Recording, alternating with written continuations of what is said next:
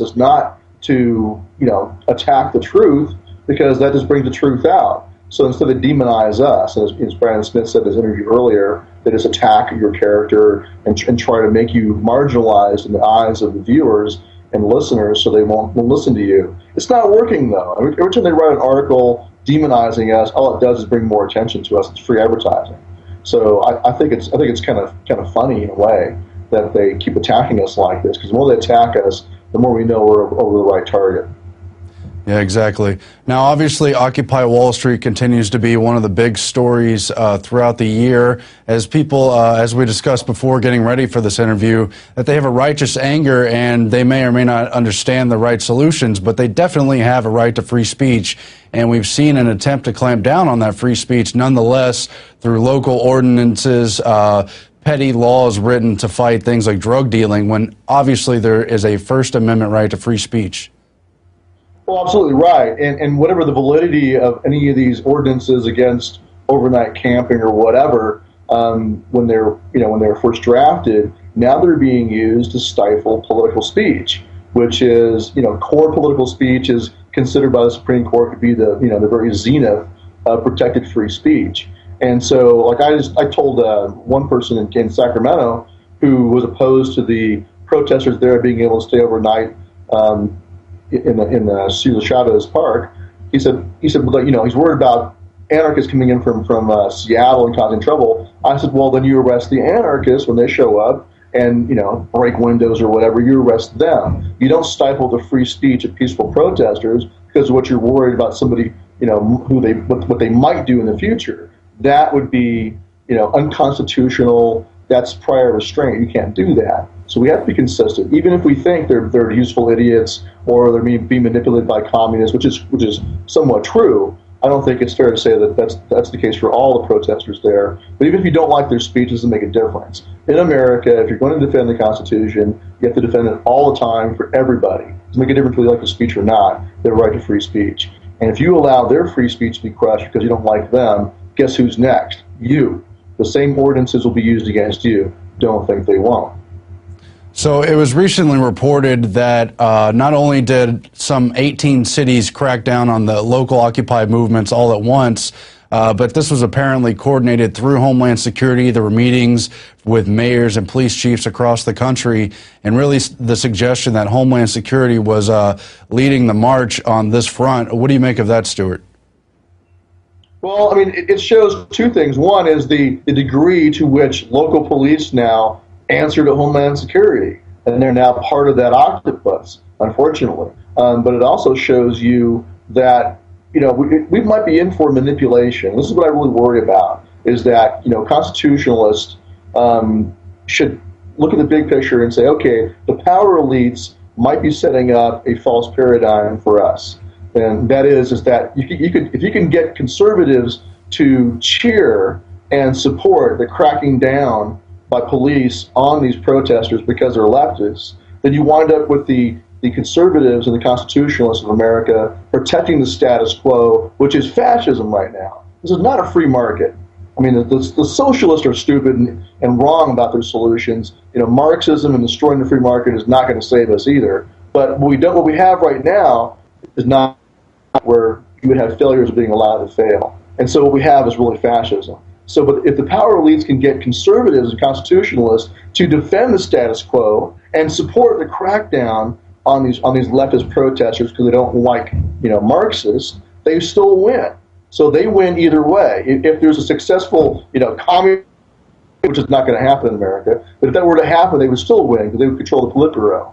But if they could get conservatives to defend the status quo and support the violation of free speech and cracking down with the police state, coordinated through DHS suppression of the protesters, then the elites also win, because they have now, taken away the moral high ground of the Bill of Rights and thrown it in the trash with conservative support.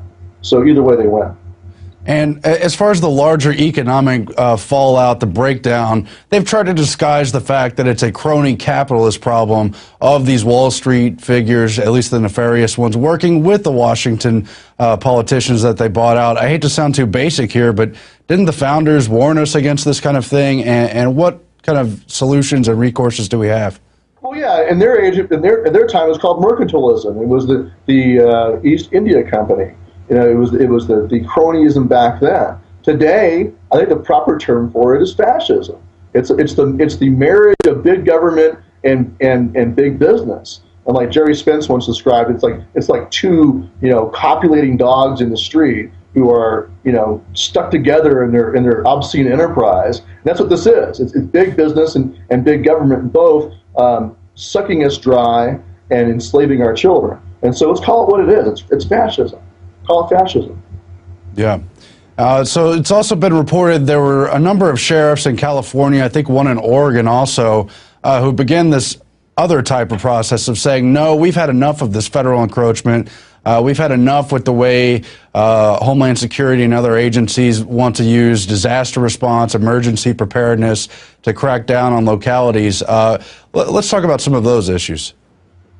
Well, I mean, I think it's a wonderful thing to see happening, and I give full credit to Sheriff Mack for making this happen. I think that he has lit a brush fire in the minds of sheriffs across the country, and we're now seeing the effect.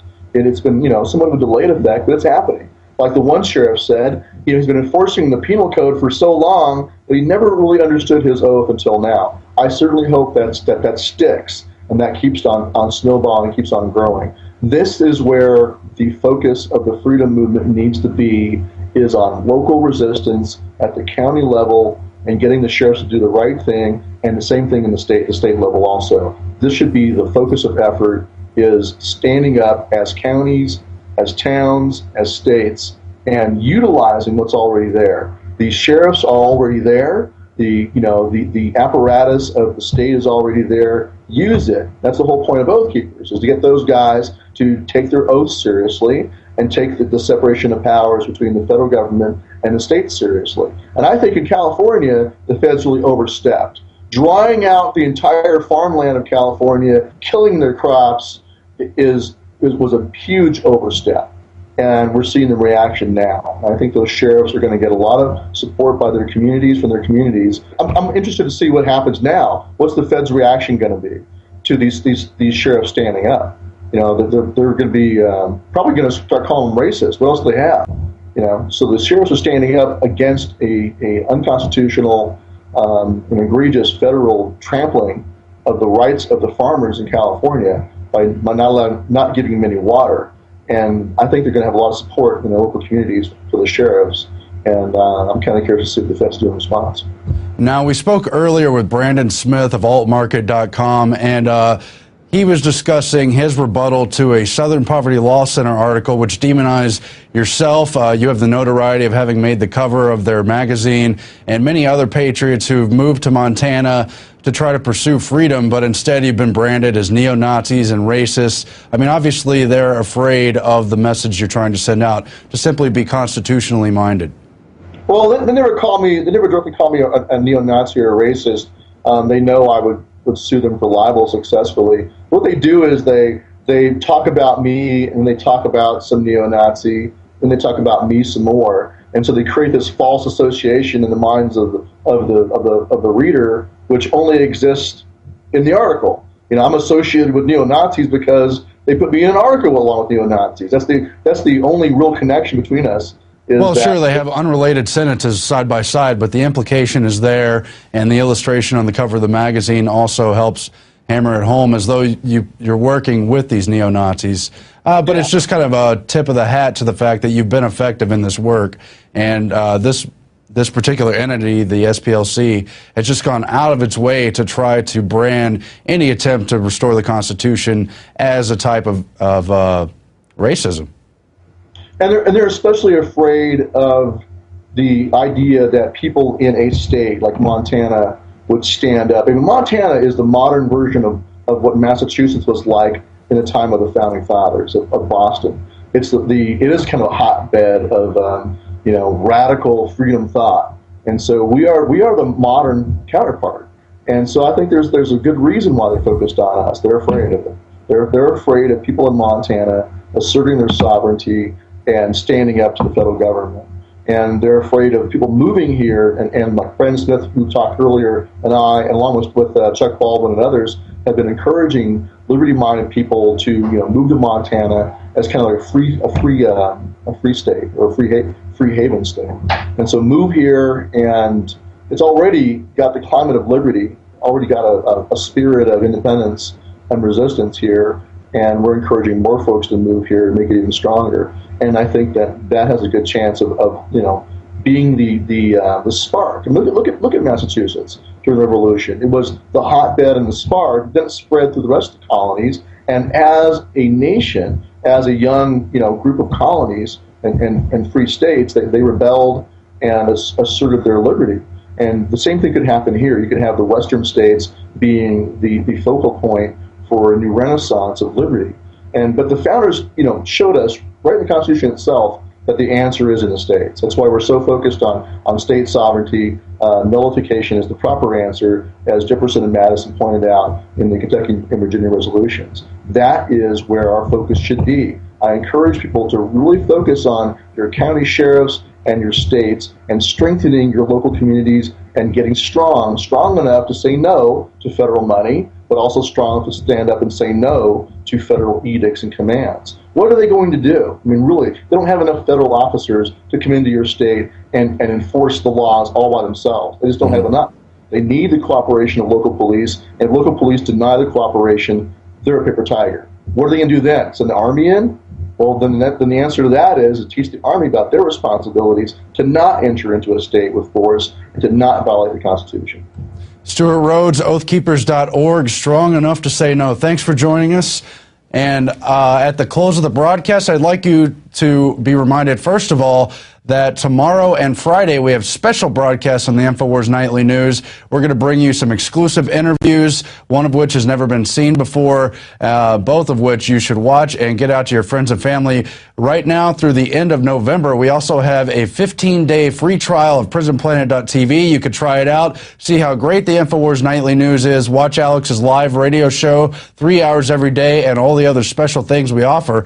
We also have special discounts for the holiday season. The Patriot yearly subscription at 44% off, $39.95 to get a full year of prisonplanet.tv that you could share with 5 other friends, family, whomever. And we have the Info Warrior special offer, $129.95, a full 70% off of 18 of Alex's films on DVD, as well as the prisonplanet.tv subscription, which again you can share with up to 5 other friends and family. We hope you check those out. Those offers are good through the end of the Christmas season. And until our next broadcast, thank you for watching. Spread the word, and let's win this together. Good night.